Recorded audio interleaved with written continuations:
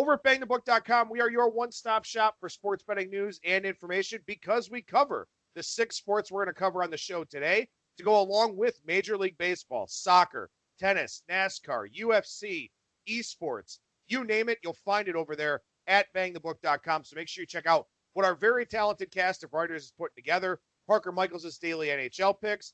I'll have some Major League Baseball playoff series previews once we know who's in the ALCS and the NLCS. We'll have NASCAR previews for this weekend. James Mazzola will have a preview for the Houston Open. We got a lot of college football and NFL picks, power ratings, all sorts of different stuff coming your way here. Some of it already posted, some of it coming up later in the week over at BangTheBook.com. As you know, this and every edition of Bang the Book Radio presented by our friends over at DSI Sportsbook. BTB and the number 200 is that promo code. 100% deposit match bonus for the Sportsbook, 100% deposit match bonus for the live casino at BetDSI. It's only a game until you bet it. 2 guests on the program here today. We start things off with Brian Blessing, the host of Sportsbook Radio and Vegas Hockey Hotline. Brian, how's it going today, man? Great, Adam. How you doing, buddy? I'm telling you, of all the things you mentioned, it's funny, you just reminded me, I'm pretty fired up. I'll shock you. The event I'm looking forward most to this week. Got a guess? Ooh, no, I don't. What is it? I absolutely love Talladega. Okay. That race is amazing, and believe me, you best be swinging for the fences there. When the big one hits, anybody can win that race, and that's like a golf tournament to me. That's when you can get a 40, 50, 60 to 1 shot. Like maybe like a Matt DiBenedetto this week. Kurt Busch is always good on the restrictor plate stuff, but I love Talladega. That's a treat. Yeah, should be a good one. And, I believe that's the middle race of the round of 12. So, a pretty important race for all the drivers that are out there to be sure. And you'll have a preview for that over at BangTheBook.com. And who knows, maybe Brian will do up a video for us on that race over on our Bang the Book YouTube page here for this weekend. Obviously, Brian sounds a little bit different today. So do I. Trying to record with all of our guests on Skype here. Just the audio quality difference is something that I can no longer ignore. It gives me a little bit more work to do this via Skype, but obviously it's going to sound better, and that's certainly going to enhance your Bang the Book Radio listening experience. So doing that this way here, hopefully from now on, confirming with all the guests that they have that capability, so on and so forth. But in any event here, Brian, speaking of quality, a few teams playing better football here to open the season than the New England Patriots. They play on Thursday night against the New York Giants. They just blew out the Redskins, probably got Jay Gruden fired, although that was going to happen anyway. Before we look at this Thursday night game, though, anything you picked up on from week 5? Anything you want to touch on here at the top of the segment? Oh, I think the Cowboys bear close watching. The first 3 weeks, it's not their fault. You play who you play. But they beat the Giants with Manning as a pylon. And we know what's going on with the Redskins to the point where their coach got fired. Then you beat Miami, who maybe is historically bad, and everybody's throwing a parade for these guys. They go on the road, and there's no disgrace in losing to the Saints, but, they put up 10 points in that game. And honestly, I don't know what Green Bay was thinking. Green Bay was killing them, and they're ripping off about 7-8 yards a carry. And in the second half, Rodgers is throwing it all over the place instead of running the ball short in the game and get out of Dodge. And that turned into an idiotic track meet. But, I'd be watching. And then what do they got, the Jets this week? Just know the Eagles are in the on-deck circle. I'm curious about the Cowboys because they're 0-2 against semi-quality teams.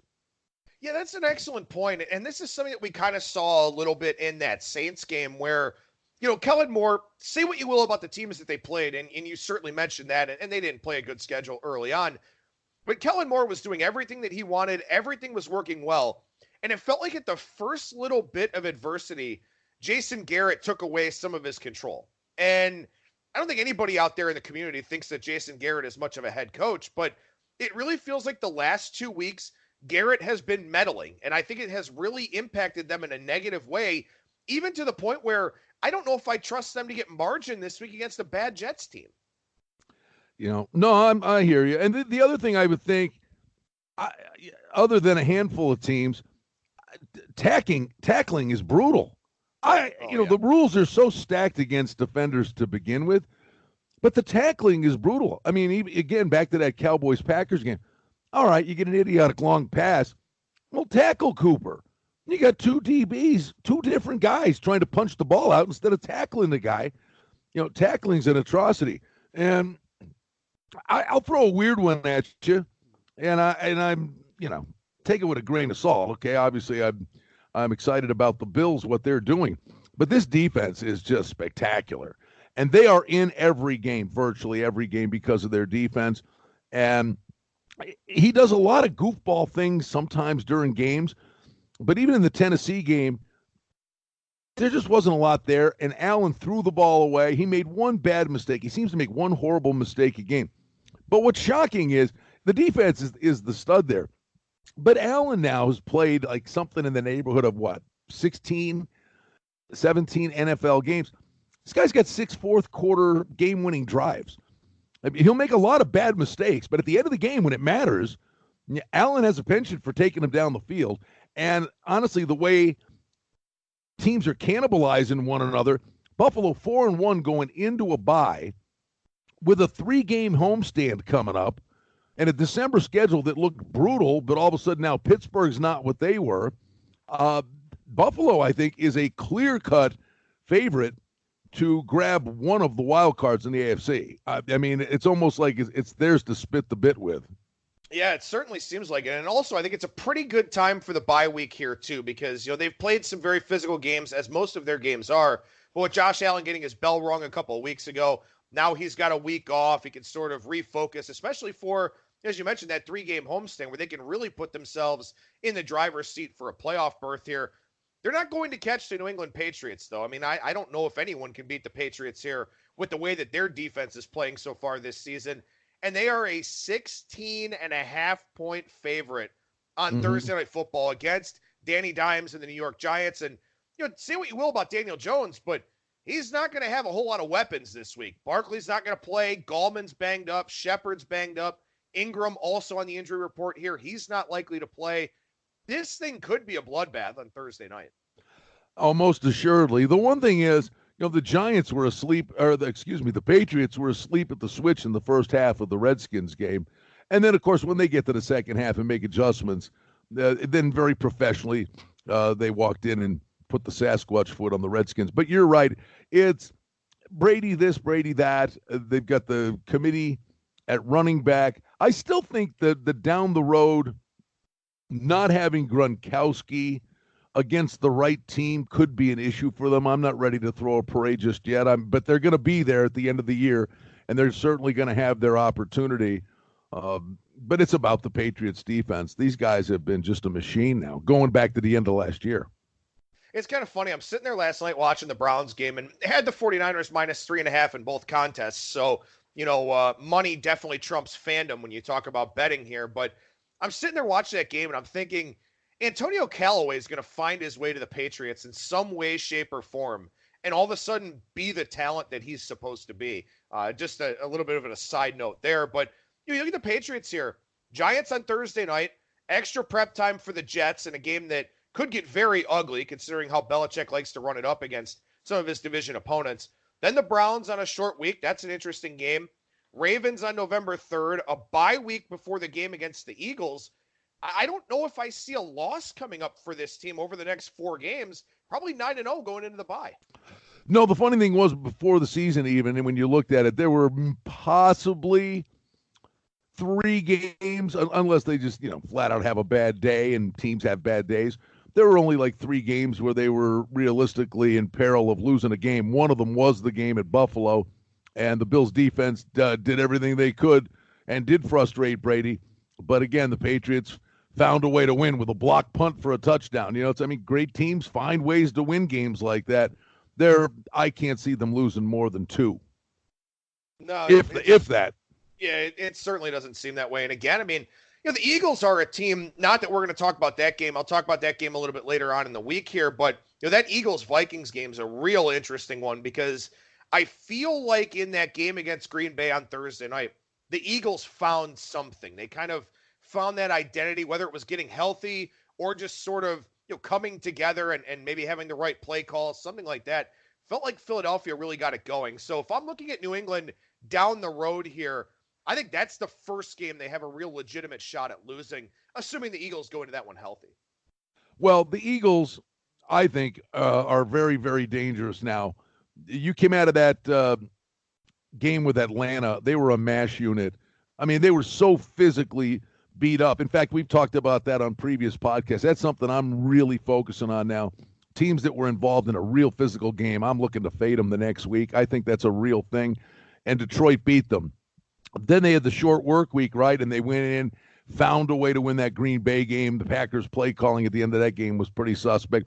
But they went in there with a sense of purpose because, again, at the time, everybody was throwing a parade for Dallas, and Dallas was like in danger of running away with the division. Now Dallas has lost 2. Eagles have righted the ship, and their running back by committee thing, which I thought was way over the top last year. It was like 4 guys. Now you've got, I mean, you could throw Sproles in there a handful of times, but when you throw Sanders and Howard at you now, that's a pretty juicy combination. I think the Eagles are the real deal, and that's going to be a fun race with them and the Cowboys the rest of the year. Just to follow up on something you mentioned there, and then we'll get to the other game, and maybe this kind of applies to that other game that we're going to talk about. But, as you said, these games that are really physical, I think they do take a little bit extra of a toll because even in college football nowadays, these guys that graduate and go up to the NFL, college football has become such a finesse game. You don't have smash mouth football, even in places like the Big Ten anymore. A lot of RPO, play action, zone running, stuff like that. It's just not as physical of a game as it used to be. And obviously, as we look at the NFL, it's the same thing. And by physical, I mean, battles in the trenches. I mean, wide receivers and DBs going at it. There are still a lot of illegal, violent hits and all that. But it's a different kind of physicality now in both college football and the NFL. I think that's a really excellent point that when you play a team that is going to hit you in the mouth and play more of a smash mouth style in the NFL, maybe it's not sexy from a metric standpoint, but I do feel like there is some kind of carryover to that next game. Yeah, I mean, I would take a look. Maybe, like I said, the Buffalo-Tennessee game was a backyard brawl. Buffalo's on a bye. Tennessee's got to go to Denver. Denver really took their foot off the pedal. They hung on and won, but that could be a tough spot for Tennessee. And the other one, they just hate each other. I mean, who cares how good or bad they are? Pittsburgh and Baltimore, again's another alley fight, and it went to overtime. Cincinnati, I don't know what's going on with them. They don't get the memo that the games, basically start at 1 in the afternoon. I don't know what they're doing at the beginning of games, but then they put the rally caps on and do play well in the second half. They've kind of done that all year long.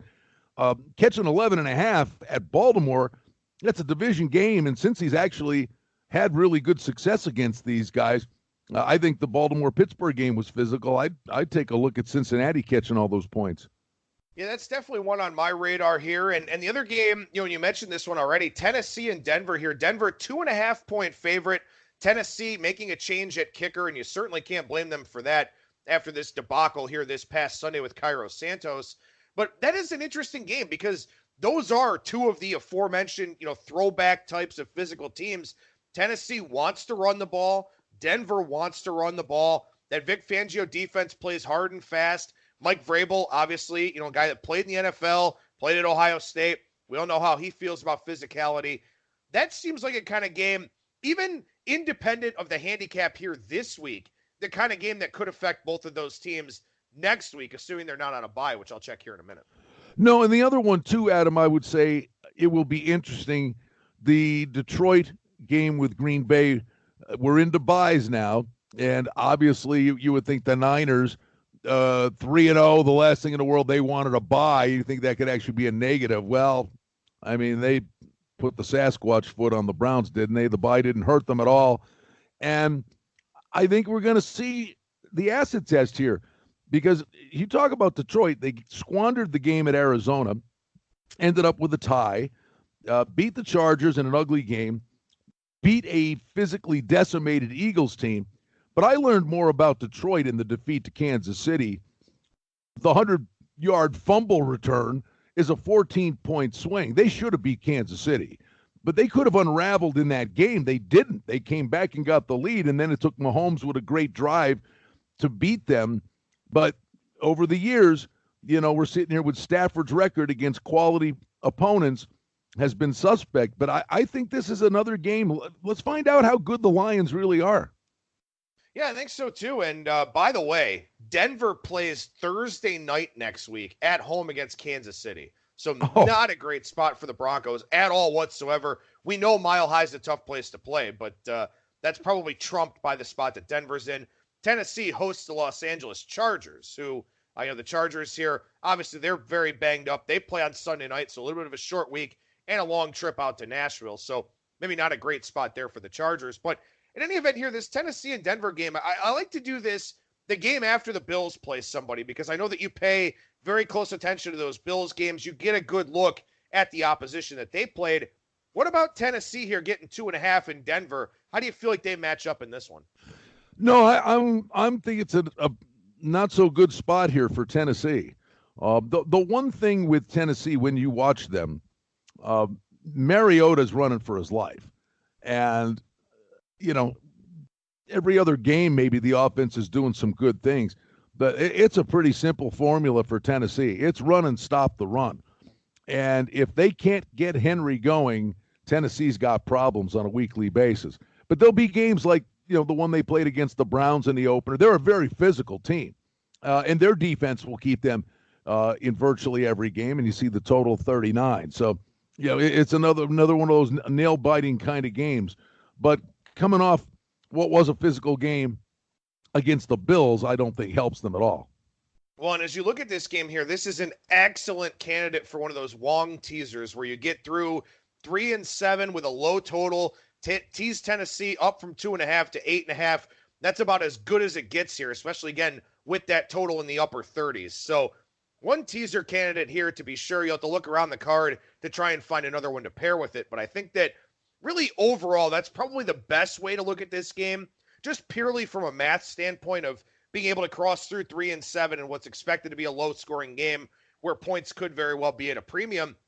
Denver's a tough team to figure out, though, Brian, because, early in the year, they played well enough to get some wins. They played well enough to get some covers. They probably should have beaten the Bears in that Week 2 game. They should have beaten Jacksonville in Week 4. Then they finally put it together and beat the Chargers last week. This is a team that's been kind of on the cusp, despite not being all that great of a team. We get these scenarios sometimes where we're into Week 6, and I still don't quite know how trustworthy Denver actually is. So you're basically saying they were the best 0-4 team in the NFL. Yeah, certainly seemed that way. No, and hey, listen, Flacco ain't going to wow you, right? But if he's got time to throw, he proved this past game, he's still got the ability to do some good things. The problem is, when? Do you trust it? How consistent is it? There are going to be games where they play really, really well. Then they're going to be play games where you go, man, what was I thinking there? It's a hard team to trust. It is. They are a very hard team to trust. And a lot of good thoughts on the NFL side. And of course, we were able to work in some different games, some spots to consider for next week. So, we'll kind of have some starting points with our discussions for next week's segment. But, Brian, I want to transition over to the NHL side of things here. Season a little bit less than a week old. I think we've had, 5 or 6 days worth of games here now. Got a pretty good slate on Tuesday night. 8 games on the docket. Only one really big favorite. That's Calgary hosting Los Angeles tonight. We got some pretty good games on the board. We'll get to those in a second. I just want to talk about what you've seen so far. Are there any, betting angles you picked up on with teams? Is scoring up? Is scoring down? What have you kind of seen so far? Scoring is up. All last year, the teams averaged 6.02 goals a game, which was up last year. Now, in the early stages of the game, at least I believe heading into this week, they were averaging 6.22 goals a game. There's just a lot of open ice out there. That's the nature of the beast. But it's another NHL season where talk to me in, the middle of February when teams start the trade deadline, start to work towards the playoffs and things ratchet down and tighten up a little bit. That won't change. But out of the gate, some of these teams are willy-nilly going up and down the ice. There's a game tonight where generally that wouldn't be the case. And maybe the games themselves are willy-nilly, but same as last year, Anaheim's at Detroit. And, Detroit's gotten off to a nice start. Mantha's scoring goals. They've been fun and exciting. But here's Anaheim that everybody thought was just going to be, flat out brutal. And you're not throwing a parade for these guys. They beat Arizona 2-1. They beat the Sharks, who can't get out of their own way right now, 3-1. Now they start a 4-game road trip on the East. And I always love teams trying to get off to a good start on a road trip. The first game of a road trip really is the big one. And I think, when you're handicapping these things and situations that come up during the course of the year, watch out for teams on long road trips in that first game. They put a lot of stock into that to try to get off to a good start. But that being said, just like last year, I think the point comes where he gets worn down because he's literally, it's like he's got a job in a rubber factory. But John Gibson is spectacular. And in the beginning of last year, he was standing on his head, and then they finally flattened out and went nowhere. But Gibson's at it again early on. It's basically a pick'em game. You got Anaheim on the road tonight. And just let me double check real quick if Gibson is indeed. Yep, Gibson's getting the start versus Howard tonight. I'd be and watch the nights that Gibson's off. Different animal when Anaheim's playing, but I give Anaheim a big shot at a pick'em price against Detroit tonight, even though the Red Wings are playing good. Yeah, that first game of the road trip is a good angle and something I definitely keep in mind. If you've got a team that's a game under 500 on a long road trip, I like to play them in that last game because teams try to go 500 on the road. And as you said, getting that road trip off to a good start. Plus, third game in 4 nights tonight for Detroit. So, in the middle of the season, you're kind of used to those early on in the year where a lot of these guys don't play in the preseason. Maybe those are a little bit of a more difficult spot. I know this price is a little bit chalky, but I want to touch on this game with you here. You mentioned San Jose. I mean, it's a struggle for them so far. 4th game in 6 nights tonight, making that long trip about 2/3 of the way across the country to Nashville. I know Nashville's at a big number. I know Nashville's probably not going to be as good this season as they have been the last couple of years, but I still think that price looks a little cheap tonight. Yeah, the one thing I would say to you, Adam, I'm not going to get involved here, but I think there's a defined sense of urgency here for the Sharks out of the gate. The 2 games with Vegas, take those off the board. And then even the loss at Anaheim, there was so much hype for those 2 games with Vegas that even though they just got pumped in both games, I think their level of focus was probably not that good. And we just got done talking about how good Gibson's playing. Evander Kane was suspended for 3 games. So Kane makes his season debut for the Sharks tonight. Listen, man, every night, Vegas has their number other than the way the stupid playoffs ended last year. I don't think there's any, it's not even close. Vegas is so much better than San Jose, but San Jose won the playoff series last year. You find ways to win. But every night you're rolling Burns and Carlson out there. And there's some good young players on there, and Couture's a terrific player. I would think that there's a real sense of urgency with San Jose tonight. So I personally, I'd tread lightly on that one.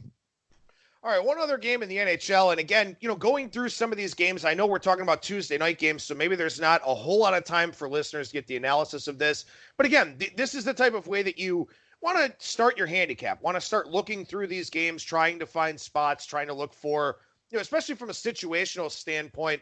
There are people out there that do great work with the metrics, somebody like Parker Michaels over at BangTheBook.com, but there are a lot of situational elements and some different, unquantifiable things that work into the handicap here. Boston and Vegas tonight, I think a pretty good game. I'm sure you'll be checking this one out for at least a couple of periods here. The line has moved down. Money coming in on Boston tonight, opened in the 140, 145 range, now down to 130 or so. Not a huge move, but still a pretty telling move here, especially with Vegas at home and, the theory about Vegas and home ice and the Vegas flu and all that. Yeah, I honestly, the Vegas flu thing to me, I've never put any credence in that whatsoever. A handful of games here and there. I'll tell you, some teams do come in, they have their rookie dinner or they do things like that. But it's not like, these guys are in a hay wagon, shirtless, going around town raising holy hell. I've never bought into it. Frankly, I thought it did a disservice to Vegas that first year. People talked about that all the time. Vegas was just flat out good. This is a great game tonight. Same thing. Vegas, had all that energy, they put into the two games with the Sharks, and good for them. They've had a chance to exhale, catch their breath. But, big injury for Vegas, losing Nate Schmidt. They're actually kind of banged up a little bit right now. Boston comes in. They play the 2-1 game, win at Dallas. Halak gets in and gets the shutout at Arizona. So literally, through two games total, we've only seen 4 goals in Bruins games. Fleury tonight versus Rask. I think this is a game that's played pretty close to the vest, and the goalies are good. It's a low total for a Vegas game, but I would actually lean to the under 5.5. I think the first year Boston came in here was a scheduling gaffe where they did play Arizona on a Saturday night and then came in and played Vegas on a Sunday afternoon at 4 p.m. How the league could let that happen, play 2 games in under 24 hours, was beyond me. And it was a pedestrian 3-1 game. The Bruins had nothing in the tank. Last year, Boston came in here and beat Vegas 4-1. I just think it's a game's going to feature a lot of chances, but it's featuring, 2 great goalies in Fleury and Rask. So I like the under.